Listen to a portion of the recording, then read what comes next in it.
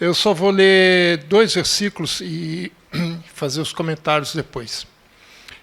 Então os saduceus, que dizem não haver ressurreição, aproximou-se dele e lhe perguntaram, dizendo: Mestre, Moisés nos deixou escrito que se morrer o irmão de alguém e deixar mulher sem filhos, seu irmão a tome como esposa e suscite descendência a seu irmão.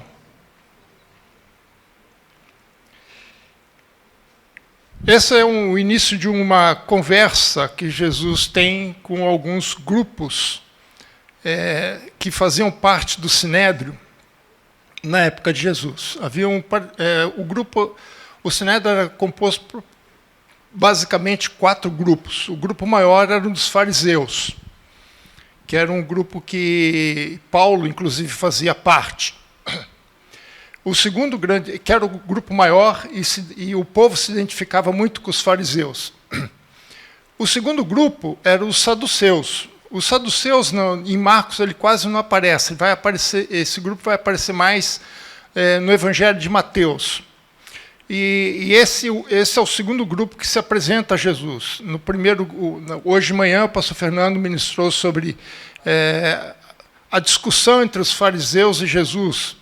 E junto com esses fariseus tinha o terceiro grande grupo, que eram os herodianos. Os herodianos, eles tinham contato mais, aceitavam mais Roma, eles tinham mais proximidade com Roma, e isso trazia alguns problemas para a nação judaica, porque eles eram contra Roma, né? Aliás, a expectativa messiânica deles era justamente alguém que ia se levantar contra Roma. E é interessante que os fariseus e herodianos eram inimigos, porque os fariseus queriam a libertação do jugo romano. E os herodianos aceitavam de bom grado a colocação dos romanos, do poder romano sobre eles. Eles tinham suas vantagens, né? Então, na primeira parte desse capítulo, quando encontramos herodianos e fariseus juntos, é um negócio de se assustar, irmãos. Eu não vou fazer nenhuma comparação com os tempos modernos, porque nós estamos gravando, não queremos que o nosso link caia, né? Mas qualquer semelhança era mera coincidência, né? Ou talvez não. E o quarto último grupo, que era o terceiro maior grupo, na verdade, né, era os dos escribas, que vai ser a próxima discussão. Esses 4 grupos se organizaram para pegar Jesus no pé. Essa que é a verdade. Então, o primeiro embate foi com os fariseus. Quem quiser entender um pouquinho mais o que aconteceu, reveja no nosso canal ou pelo Spotify, né, pastor Odair? Pelo Spotify, ou a mensagem de hoje de manhã sobre esse embate, né, que eles trouxeram acerca de pagar tributo a César ou não. Agora, quando os saduceus perceberam que os fariseus não conseguiram o seu intento, né, os saduceus então se aproveitaram e falaram assim: bom, agora é conosco. Agora nós vamos colocar Jesus num beco sem saída. E eles entram com uma conversinha mole, né? Essa que é a palavra correta, uma conversinha mole, né? Eles chegam até Jesus também falando assim: mestre, né? O Moisés nos deixou escrito uma lei que diz que se uma mulher se casar, não tiver filhos, né? Morrendo essa mulher, né, tem que casar com o cunhado, né? E para suscitar descendência, né?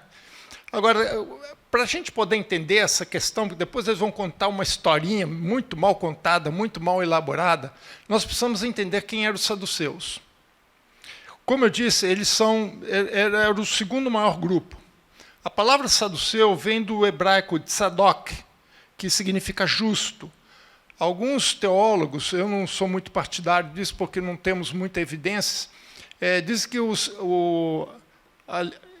as ideias dos saduceus veio de um sacerdote do tempo de Davi chamado Zadok, né? Está lá em 2 Coríntios. e que foi a partir dele que saiu essa linhagem dos saduceus. Eu não tenho muita afirmação, não consigo afirmar isso, apenas a questão dos nomes, né, coincidência dos nomes. Mas, como os saduceus, a predominância dos saduceus eram de sacerdotes, então pode ser até que tenha algum tipo de evidência, mas historicamente a gente não tem muita comprovação disso. Eles eram uma classe social mais aristocrática, pessoas mais ricas, pessoas de posição mais elevadas, a maioria deles eram sacerdotes, os sumos sacerdotes também eram saduceus, Anás e Caifás eram saduceus, né? Eles tinham muito poder dentro do templo, né? Por isso que quando Jesus chega no templo, né, ele começa a ensinar ali dentro do templo, tem toda aquela situação de purificação do templo, eles ficam incomodados, chegam até Jesus, com que autoridade você faz essas coisas, questionam ele duramente, né? Porque eles tinham, o domínio do templo estava na mão deles, todo o templo, todo o serviço, tanto na parte sacrificial quanto na parte administrativa estava na mão deles. Então eles eram uma pessoa assim, muito influentes, e eles tinham também uma proximidade muito grande com Roma. Por isso que é estranho a gente ver os herodianos junto com os fariseus.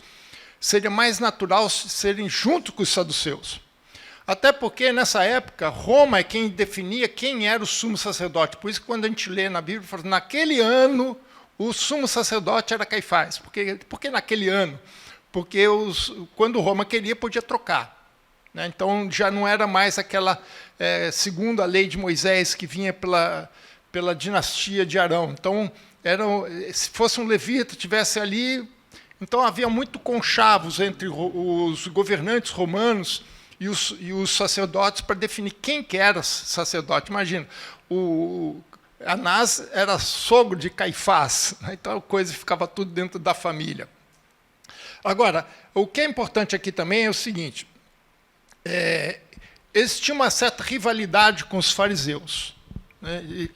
Inclusive, alguns comentaristas acham que, consideram que os saduceus foram lá também para tentar não apenas superar Jesus, tentar intimidar Jesus ou criar uma situação difícil para Jesus, desacreditando de Jesus, mas que eles tinham uma segunda intenção também de dominar um pouco mais o Sinédrio, tentando provar a teologia deles. E a teologia deles era justamente essa, que eles não acreditavam em vida após a morte.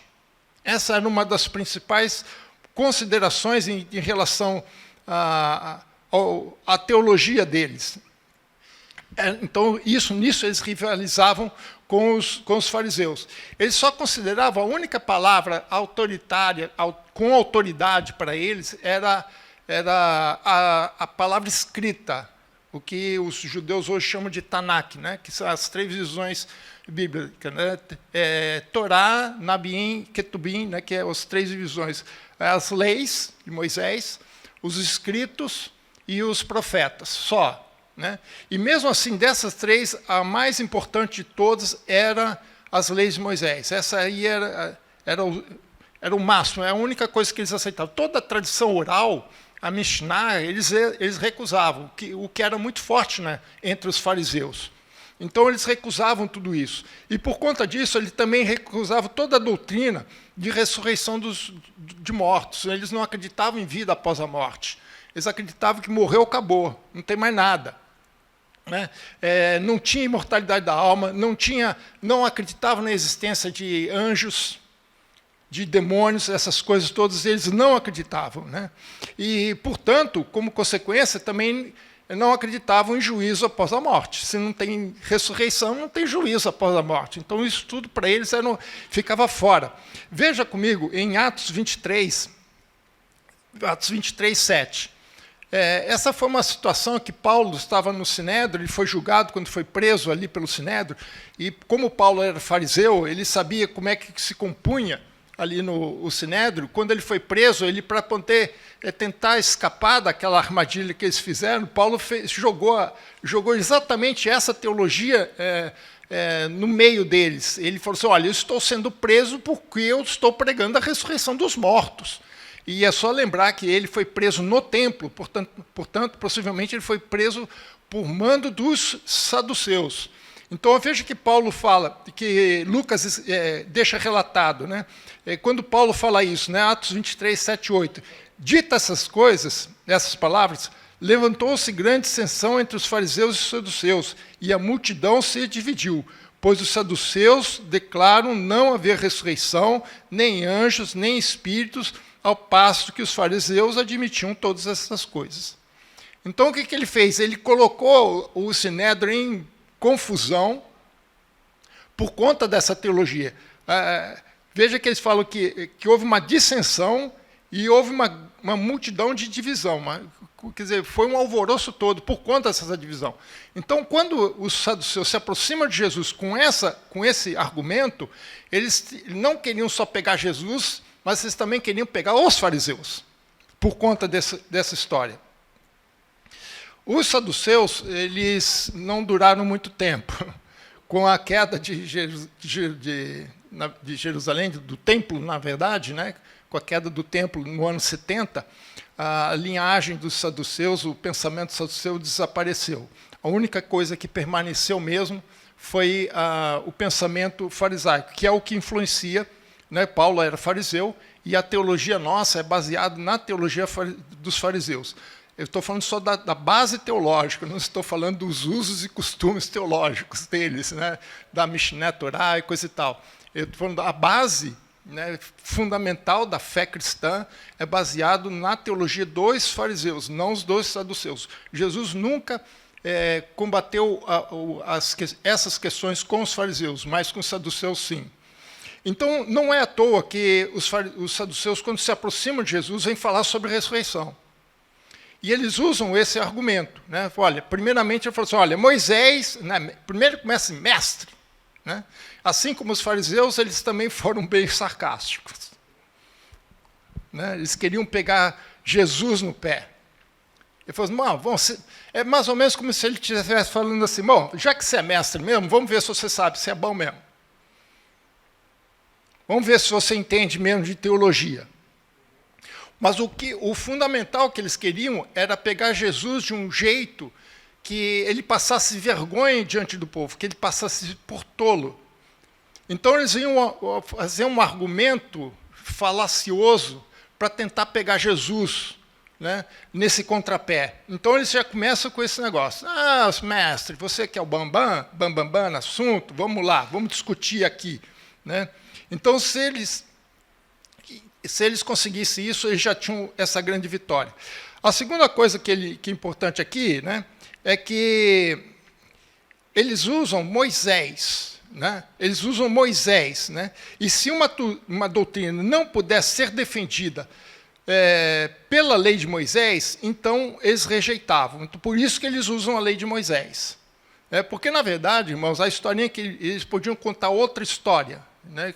Mas eles fizeram questão porque eles só acreditavam na lei de Moisés. Esse era o fundamento.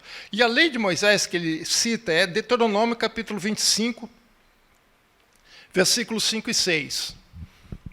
Deuteronômio 25, 5 e 6. Diz assim, se irmãos morrerem juntos, se irmãos morarem juntos e um deles morrer sem filhos, então a mulher que morreu, não se casará com outro homem, fora da família. Seu cunhado a tomará e receberá por mulher.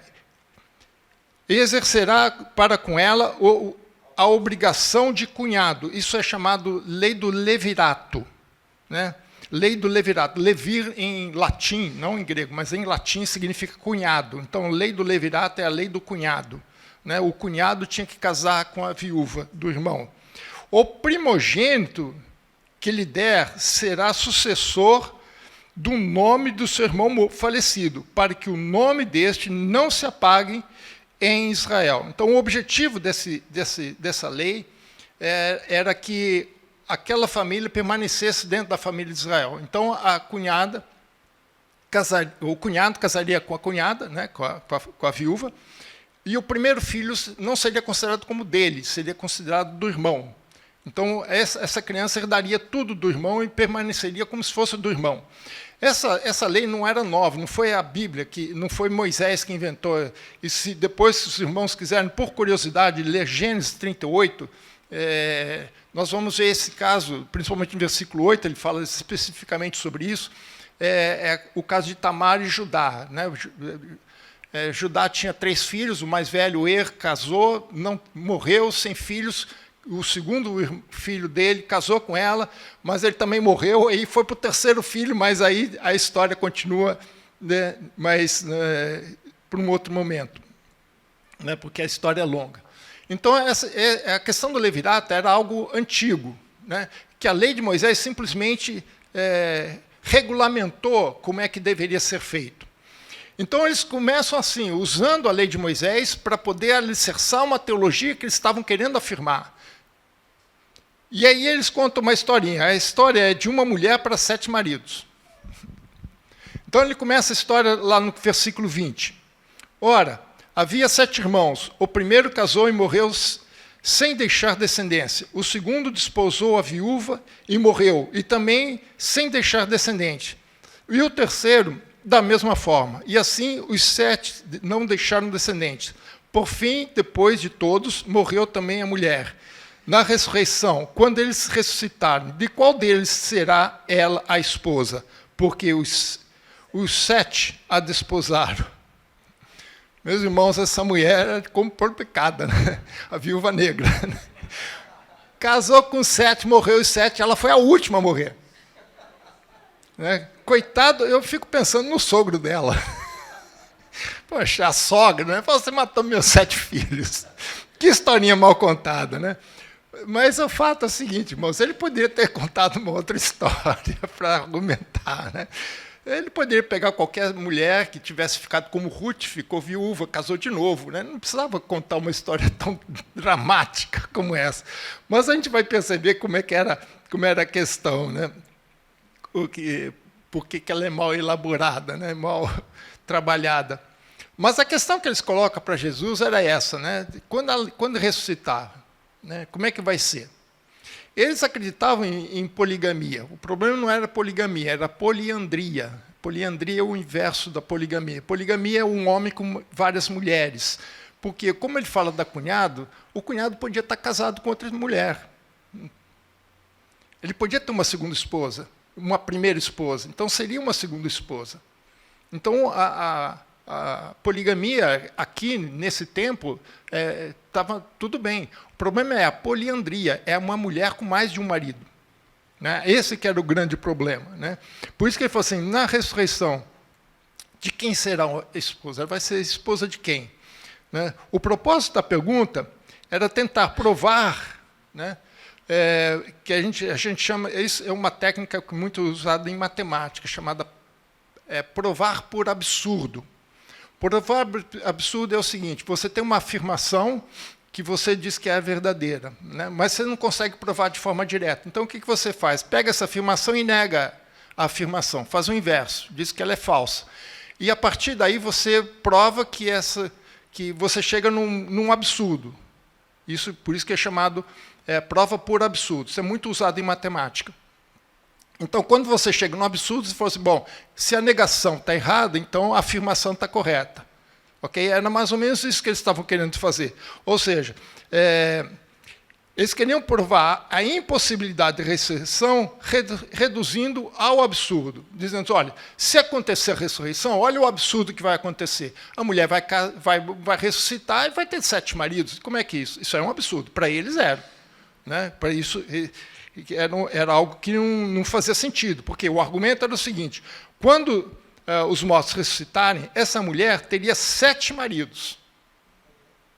Ok? A poliandria. Né? O que não pode acontecer, ela só poderia ser esposa de um. Então, isso é o absurdo. É esse o ponto que eles queriam chegar. Esse era o ponto. Mas é como eu falei, se Jesus poderia estar fazendo, como é que fica se uma mulher fica viúva e casa com outro homem, independentemente de ser irmão ou não? Né? Quer dizer, não fazia muito sentido, por isso que não fazia muito sentido essa historinha. Mas qual a ideia que eles tinham em relação a isso? Né? Eles não acreditavam em ressurreição, mas eles imaginavam que numa possível ressurreição, o que aconteceria? Que haveria uma continuação do relacionamento conjugal após a ressurreição. Tem uma religião aí, que eu não vou dizer o nome novamente, porque por isso que às vezes eu não gosto muito de gravar as coisas, né? Que a gente se limita um pouco. Mas que crê nisso, que faz o casamento eterno, que depois, quando ressuscitar, você vai continuar casado com aquela pessoa. Então, é o casamento que eles chamam de casamento eterno. Né? Então, eles estavam pensando mais ou menos assim, ou seja, eles faziam uma projeção da eternidade, da vida após a morte, como se fosse uma continuação do que está acontecendo nesse momento, do que está acontecendo entre nós. Né? Como se fosse a mesma coisa, como se a vida continuasse, só que num outro plano. E é impressionante, como tem muita gente que pensa assim. Né? Tem muita gente que acha que, mesmo dentro da igreja, quando eu ressuscitar, eu já vi isso. Mas no céu vai ser uma coisa muito chata, que nós não vamos fazer nada. Bom, não sei. Mas eu sei que não vai ser igual aqui, não. Então, a ideia deles era mesmo não acreditando em ressurreição, eles faziam uma projeção da vida eterna, da vida após a morte, numa possível vida após a morte, como uma extensão da nossa vida aqui. É isso que eles acreditavam. Né? Não que eles acreditassem em ressurreição, mas se houvesse ressurreição. Né? Essa era a ideia que eles tinham por trás. Então, eles armaram isso para Jesus. Né? Se Jesus confirmasse que não haveria ressurreição, né, eles teriam vencido não só Jesus, né, teriam ridicularizado Jesus, porque, afinal, Jesus o tempo todo falou sobre ressurreição, né, e teria vencido ainda os fariseus. Né? Só que a resposta não foi nada do que ele esperava. Né? E Jesus, na resposta, ele já aponta o seu primeiro erro. Né? Versículo 24. Respondeu-lhe Jesus: não provém o vosso erro de não conhecer as Escrituras, nem o poder de Deus?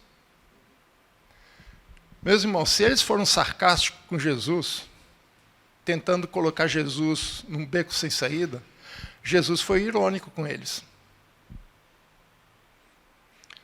Vocês não se dizem conhecedores da palavra, mas vocês estão errando no conhecimento da palavra. O erro de vocês é que vocês não conhecem a palavra, vocês não conhecem as Escrituras. E, consequentemente, vocês também não conhecem o poder de Deus. Ou, em outras palavras, o que Jesus está tentando mostrar para eles é o seguinte: vocês não entendem e nem querem entender as Escrituras, porque eles estavam formando uma teologia baseada naquilo que eles queriam acreditar. Naquilo que eles formaram para ele. E isso é um problema sério que existe até hoje. O erro deles, em relação à Escritura, eram pelo menos dois. O primeiro, uma leitura errada de Deuteronômio 25:6. Porque nesse texto de Deuteronômio não fala nada sobre vida eterna. Em Deuteronômio, na lei, não fala nada que se aplique ao nosso futuro depois da morte. Então, o primeiro erro deles foi usar um texto sem compreender corretamente o texto. Ou, como a gente costuma dizer nas aulas de hermenêutica, né, interpretação bíblica, texto fora de contexto é pretexto. Né? E eles fizeram exatamente isso. Eles usaram um pretexto, usaram um texto fora do contexto para achar um pretexto contra Jesus. E para argumentar também, defender uma teologia que eles acreditavam. Então, o primeiro erro foi isso. Vocês não conhecem a Escritura, vocês estão lendo o texto, vocês não estão entendendo o texto. O segundo é que há diversas passagens que ensinam sobre a ressurreição dos mortos. A Bíblia no Antigo Testamento é farto nisso, irmãos. Eu quero ler só duas passagens, porque ano passado nós já pregamos sobre isso. Quem quiser, temos de 1 Coríntios capítulo 15, que nós fizemos a abertura, né? Os irmãos podem rever. Mas vou pegar só 2 textos para os irmãos ver como não é apenas ensina, mas ele é muito preciso no que se refere à ressurreição. 2 passagens apenas. Primeira de Isaías 26, 19. Isaías 26, 19, diz assim: os vossos mortos, olha só como Isaías fala, né? E o meu cadáver, quer dizer, o cara está morto, né? Viverão e ressuscitarão. Quer mais claro do que isso? E ele continua: despertai e exultai os que habitam no pó, aqueles que já estão enterrados. Porque o teu orvalho, ó Deus, será como o orvalho da vida, e a terra dará a luz aos seus mortos. Só o pastor falou glória, né? Mas a ressurreição já está lá escrito, irmãos. É um texto maravilhoso isso aqui. Poeticamente, perfeito. Né? Depois, o segundo texto, para não ser muito extenso, esse aqui é mais preciso ainda, Daniel 12, 2. Esse parece, quando a gente lê, se não falar sobre a passagem, que aonde é que está, você vai imaginar que é Jesus, ou Jesus ou Paulo falando sobre a ressurreição. Veja que Daniel 12, 2 diz: muitos dos que dormem no pó da terra ressuscitarão, uns para a vida eterna, e outros para a vergonha e horror eterno. Não parece coisa do Novo Testamento? Mais preciso do que isso. E Daniel escreve aqui: ressuscitarão uns para o quê? A vida eterna, que os saduceus falavam que não existia. Né? Então a Bíblia está cheia disso, no Antigo Testamento está cheio disso. Nós vamos ver depois uma outra passagem sobre isso. Então o primeiro erro foi eles não conhecerem realmente a palavra de Deus. Ou pelo menos eles liam a palavra de Deus dentro dos seus próprios interesses. Não com o interesse de ter a revelação de Deus, o entendimento de Deus, daquilo que Deus quer para nós, que Deus quer para o homem, que quer para a igreja, mas aquilo que eles querem da parte de Deus. Paulo depois ele comenta sobre isso. Mas ele fala nem o poder de Deus. Vocês não conhecem nem a Escritura nem o poder, porque você só conhece o poder se você conhecer a Escritura. Se você não conhece a Escritura, você não conhece o poder. Tem muita gente que conhece no sentido intelectual das Escrituras. Não, a gente sempre cita aqui, o Jô Soares leu a Bíblia já 3 vezes. Tem crente que nem uma vez, nunca leu a Bíblia de Gênesis e Apocalipse, ele leu 3. E aí? Nada, né? Porque não tem, só tem o conhecimento. E aí Jesus mostra onde está o poder de Deus, onde está o erro em relação ao poder de Deus. Versículo 25. Pois quando ressuscitarem dentre os mortos, nem casarão, nem se darão em casamento, porém serão como os anjos dos céus. Uau! Para entender melhor esse texto aqui, por causa do texto de Lucas. Lucas 20, 34, 36, a resposta que Lucas registra é um pouco mais extensa e tem alguns detalhes importantes aqui para nós entendermos. Lucas 20, 34, 36. Então lhes acrescentou Jesus: os filhos deste mundo casam-se e dão-se em casamento, mas os que são havidos dignos de alcançar a era vindoura e a ressurreição dos mortos não se casam, nem se dão em casamento, pois não podem mais morrer. Não podem mais morrer, porque são iguais aos anjos e são filhos de Deus, sendo filhos da ressurreição. Por que esse texto é mais importante? Porque ele começa a falar assim, os filhos desse mundo. Esse mundo aqui não é o sistema do mundo. Ok? A gente precisa tomar cuidado, diferenciar quando Jesus está falando do mundo como sistema, né? Não vos conformeis com esse mundo, como fala em Romanos 12, 1. Né? Mas aqui não é. Aqui é o mundo que nós vivemos hoje. O tempo presente, do tempo que nós estamos vivendo. Então, nós somos parte deste mundo. É disso, os filhos deste mundo. Ou seja, o que ele está dizendo é o seguinte, que o casamento é para a era presente, para o tempo que nós vivemos nos dias de hoje. Né? Do tempo que a humanidade está aqui, né, antes da volta de Jesus. Para cumprir o que a gente chama em teologia de mandato cultural, Gênesis capítulo 1, versículo 28, que é multiplicai-vos e enchei a terra. Como é que você pode se multiplicar? Lembre-se, irmãos, na Bíblia, casamento e sexo são sinônimos. Casamento foi feito por sexo, sexo por casamento. Gênesis capítulo 2. Né? Mas em Gênesis capítulo 1, 21, Deus já tinha mandado ao homem assim, olha, crescer e multiplicar-vos, e lá já tem a mulher. Por isso que a mulher veio, para complementar o homem, para poder cumprir isso aqui. O homem sozinho não consegue. A mulher sozinha não consegue. Isso aqui só pode ser cumprido com um homem e uma mulher. E aqui eu não vou continuar, porque seus irmãos já podem ter as digressões que for. Agora, o futuro é outra realidade. Não tem nada a ver com a realidade que nós vivemos hoje. O futuro é um outro tempo, é um outro momento, é um outro fato. Não existe casamento no céu. Não existe todo esse complexo de sexo, esse complexo de reprodução. Por isso que ele fala, são como os anjos. Os anjos não se casam, não se dão em casamento. Né? Anjo não tem sexo, não tem anjo e anja. Vocês pensam o que vocês quiserem, irmãos. Isso é com vocês. Não tem anjo e anja. Aí a imaginação vai de vocês, irmãos. Veja que fala... Eu gozado, irmãos, que os saduceus não criam nem na vida eterna, nem em anjo. E Jesus está usando tudo isso aqui como argumento. Né? Veja comigo, Hebreus 1,14. Hebreus 1,14. Até tem uma discussão aí, lá de Gênesis, quando fala os filhos dos homens, os filhos de Deus, né? Se casaram entre si, falam lá que os Néfilins, tudo, umas coisas assim que...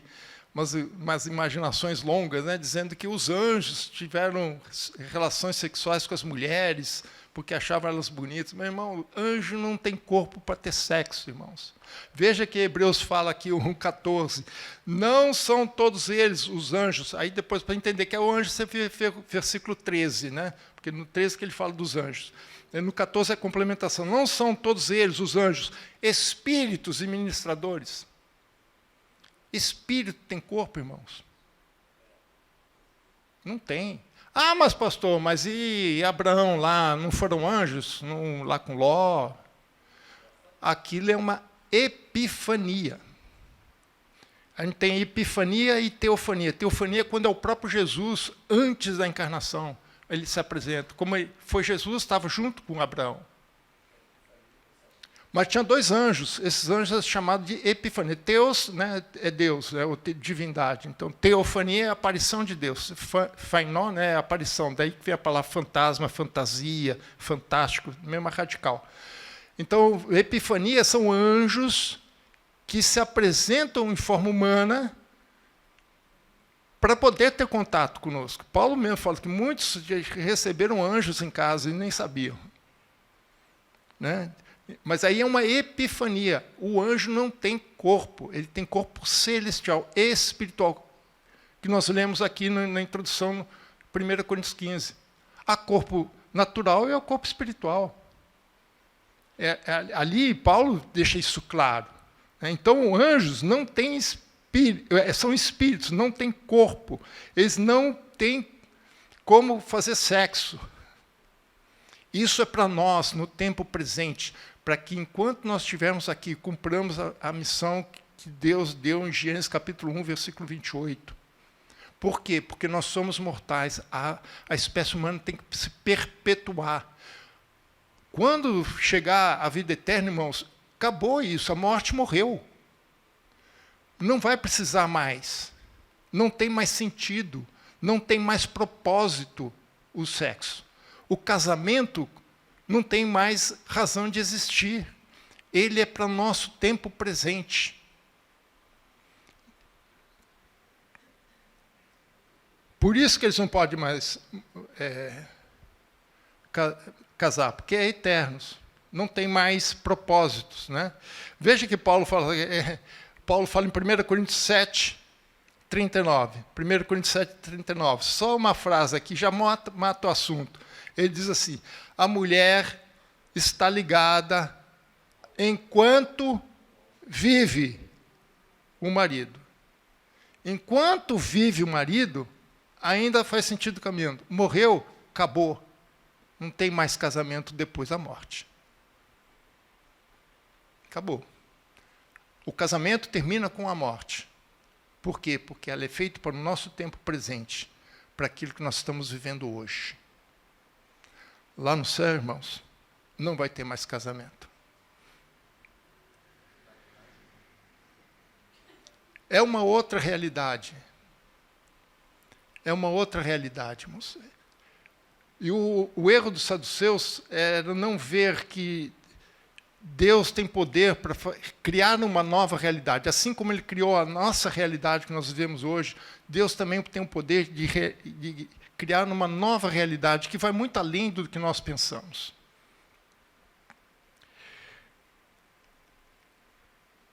Mas Jesus não deixa esses caras... não deixa barato, não. Agora Jesus vai mostrar que, além disso, eles não conheciam a palavra, não conheciam o poder de Deus, e eles não conheciam nem os argumentos que eles tinham nas suas mãos. Eles acreditavam que se pudesse provar alguma coisa pelo Pentateuco, eles estariam certos. Agora Jesus vai mostrar que eles estão errados, porque o próprio Pentateuco mostra sobre a eternidade. E é um dos textos mais complexos, mais difíceis, irmãos, para a gente entender. Eu confesso. Eu já li vários comentaristas, né? Ainda há uma certa dificuldade em entender. Por quê? Porque são coisas que só vão acontecer quando nós morrermos. Nós só temos aqui apenas sombras do que vai acontecer depois. Então, a gente não consegue vislumbrar de uma forma perfeita o que vai acontecer depois da morte. Eu tenho a minha opinião, eu tenho o meu entendimento, mas é pessoal. Né? Para mim, morreu é outra realidade, é um outro momento, tudo muda, não tem nada mais a ver com o que está aqui. E uma das coisas que para mim muda é o tempo acaba. Porque para mim o conceito de eternidade é ausência de tempo. Porque se Deus é eterno, Ele não pode estar preso ao tempo. Porque se Ele está preso ao tempo, Ele não é eterno. Se Ele está preso ao tempo, tem alguma coisa mais poderosa que Ele que prende a Deus, que é o tempo. O tempo nos prende, mas não prende a Deus. Por quê? Porque não há tempo depois da morte. Isso é eternidade. Né? E eu escutei aí outro dia um físico falando sobre a lei de Einstein, né? Sobre velocidade da luz, por que a gente não consegue, né? Estava explicando sobre se a gente conseguisse chegar na velocidade da luz, né? Que a luz ela tem uma velocidade constante independentemente do seu referencial. Isso é física, né? E ele falou o seguinte: se a gente conseguisse chegar na velocidade da luz, irmãos, olha a física falando isso, nós teríamos passado, presente e futuro ao mesmo tempo.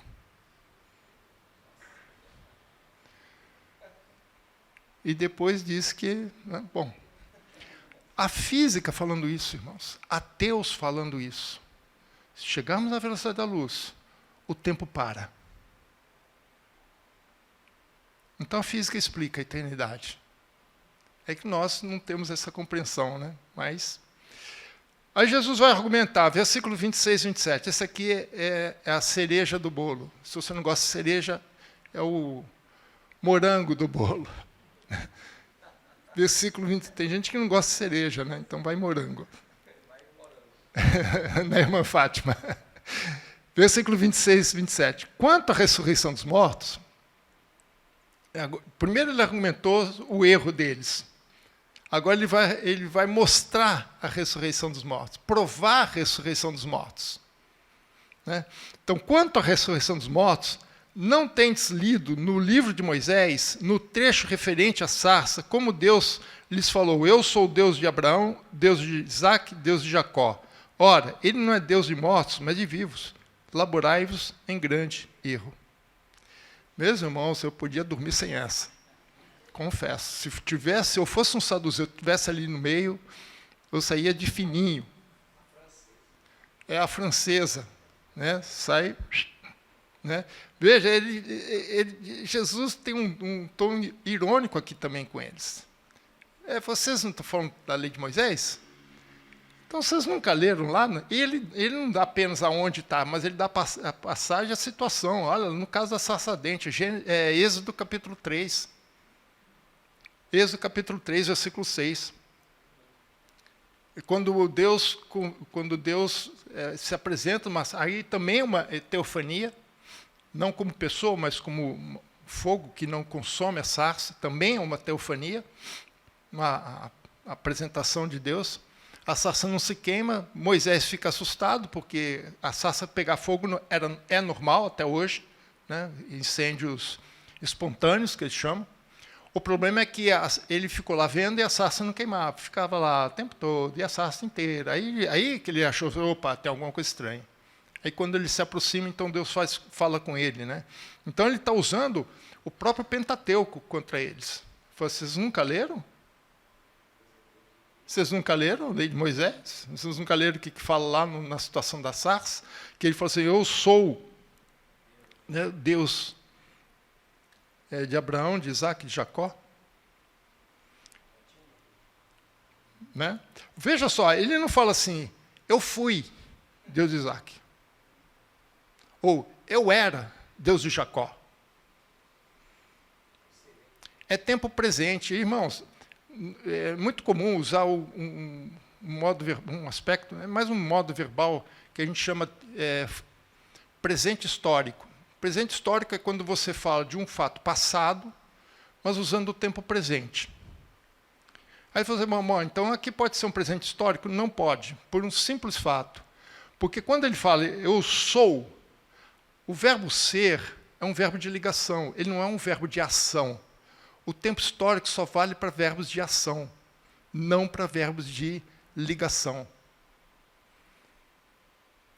Então, quando ele usa um verbo de ligação, não cabe esse tipo de pensamento. Então, é presente mesmo. Não tem argumentação linguística que possa usar aqui para dizer que é uma figura de linguagem. Não é.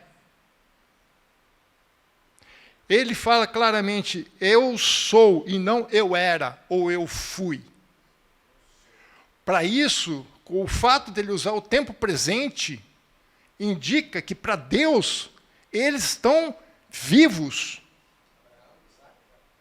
Abraão, Isaac, Jacó. E hoje em dia nós podemos colocar a lista maior aí, meu. Davi, Samuel, Paulo, né? Todos eles. E podemos chegar até os dias mais recentes da igreja, né? Calvino, Wesley, né? Todos eles. Armínios. Hoje de manhã o pastor falou Dietrich Bonhoeffer, né? Luiz Berkhoff, outro pai da teologia neo-ortodoxa, né? Neo-ortodoxia. Para Deus estão vivos, porque para Deus não está. Por isso que eu falo, irmãos, eu não sei o que vai acontecer, mas eu imagino como o tempo para, o que acontece lá é como se eles estivessem vivos para Deus. Então não há como argumentar isso.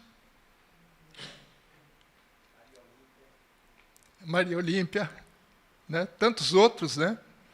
Então ele faz uma identificação no tempo presente, embora todos eles estivessem mortos já em Êxodo capítulo 3. Ou seja, em outras palavras, irmão, a morte é o início de uma nova existência. A morte não é o fim da nossa existência aqui, mas existe uma existência do outro lado. Uma nova existência, uma nova realidade. Que para Deus, todos nós estaremos vivos. A nossa relação não se quebra com a morte. Mas, muito pelo contrário, ela se firma com a morte. Não é à toa que lá em Apocalipse fala, ser fiel até a morte. Porque depois que você passar por aqui, irmãos, o que você recebeu de Deus é eterno. Por isso, Jesus fala para ele, vocês elaboram um grande erro. Só que Jesus está dizendo um pouquinho mais profundo. Se a gente buscar nos textos, na língua original, no grego, ele está dizendo assim, ó, vocês estão se desviando do caminho. Mas vocês estão se desviando de forma proposital, vocês estão se auto-enganando. Ser bem pleonasmo aqui, né? Vocês estão se enganando a si mesmos. É o que Jesus está dizendo. E mais, é interessante que ele não fala esse grande, não é em termos assim, aquele tamanho, né? Não é em termos de tamanho, mas é em termos de quantidade. Vocês estão, a palavra é mais ou menos, vocês estão incorrendo em muitos erros. Não só em um erro, mas em muitos erros. Em vários erros. Isso que ele quer dizer com um grande erro. São vários erros. E isso está desviando vocês do caminho que Deus tem para vocês. O que Jesus está dizendo para eles, assim, repense no que vocês estão falando. Repense na tua teologia. Repense naquilo que você crê. Não tente buscar argumentos para defender aquilo que você quer que a Bíblia defenda. Mas defenda aquilo que a Bíblia diz, que a Bíblia defende. Vocês dizem que conhecem as Escrituras, mas vocês não têm entendimento das Escrituras. Você pode conhecer a letra da Escritura, mas não os princípios da Escritura. É isso que Jesus está dizendo para eles. Cuidado. Ou seja, eles queriam desacreditar Jesus, fazendo ele passar por tolo, colocando Jesus num beco sem saída, mostrando que a ressurreição seria impossível por um argumento assim, meio que fajuto. Mas no final, quem se passou por ridículo, quem passou desacreditado, quem passou por tolos, foram eles. Por falta de conhecimento das Escrituras. Por isso que lá no Antigo Testamento fala, né? Errais e não conheceis as Escrituras. 4 conclusões importantes aqui, irmãos, para nós. Fechamos. Primeiro, o argumento de Jesus em favor da vida após a morte não estava baseada em análises teológicas humanas, não em argumentações filosóficas humanas, mas ele estava baseado no caráter de Deus. Jesus sempre argumenta em cima de princípios de Deus, e os princípios de Deus estão baseados no caráter de Deus. Naquilo que Deus é.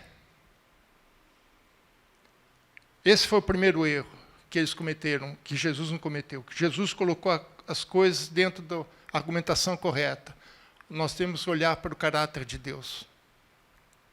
O segundo conclusão que nós podemos tirar aqui é que uma vez que alguém entrou em uma relação pessoal com Deus, que é eterno, então essa relação é eterna. Se nós entramos em relação com Deus, eu estou falando de relação séria, não estou falando de passar tempo, mas quem realmente tem um compromisso com Deus, Deus tem um compromisso com ele. E mesmo que nós morramos, esse compromisso continua. Terceiro, os saduceus tinham cometido o engano de criar um céu à semelhança da terra. Ou seja, eles faziam uma projeção daquilo que eles imaginavam para um futuro. Embora eles não acreditassem, isso era uma projeção, porque eles, para poder contra-argumentar, eles tinham que imaginar alguma coisa. E isso é um perigo nos dias de hoje. Veja que Paulo fala em 2 Timóteo, capítulo 4, versículo 3 e 4. 2 Timóteo 4, 3 e 4. Pois haverá tempo em que não suportarão a sã doutrina, pelo contrário, Cercar-se-ão de mestres segundo as suas próprias cobiças, seus próprios desejos. Eles querem dizer para Deus o que Deus tem que fazer. Ao contrário. Como que sentindo coceira nos ouvidos. Esse termo coceira no ouvido é bíblico, viu, irmãos? Não é ditado popular, não. Como que sentindo coceiras nos ouvidos. E se recusarão a dar ouvidos à verdade, enganando-se, entregando-se a fábulas. Falsas narrativas. Fábulas é conto de fadas. Aquele continho. Então, fábulas, enganando-se, entrando numa teologia que não é o que é o liberalismo moderno, na teologia. Então, nós precisamos tomar cuidado com isso, para não sermos enganados com algo, uma coisa que nós estamos criando para nós mesmos. E quarto, esse para mim é o melhor de todos. A vida eterna será melhor que todo conceito que esta vida possa nos proporcionar.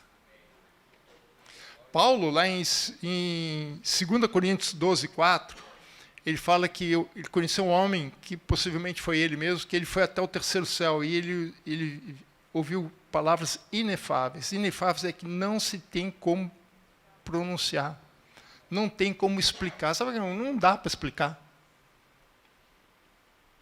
Ele viu coisas que ele foi até proibido de dizer, porque falou, olha, mesmo que você consiga, não dá, porque as pessoas vão... Sabe o que vão fazer com você? Jogar você lá no sanatório, como quiseram fazer com Jesus.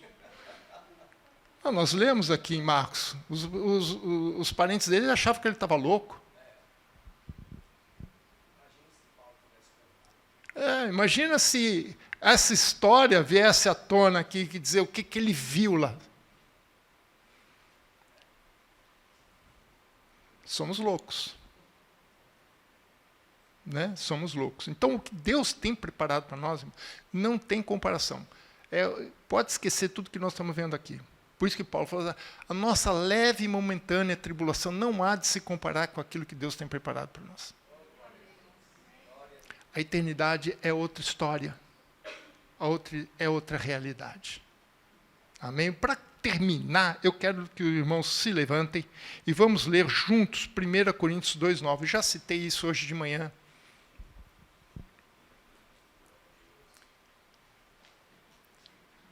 Mas eu quero que vocês leiam esse texto, que é o que Deus tem preparado para nós. 1 Coríntios 2,9. Mas, como está escrito, nem olhos viram, nem ouvidos ouviram, nem jamais o que Deus tem preparado para aqueles que o amam. Amém, irmãos? Firme nessa esperança, irmãos. E o que Deus prometeu, Ele vai cumprir. Amém?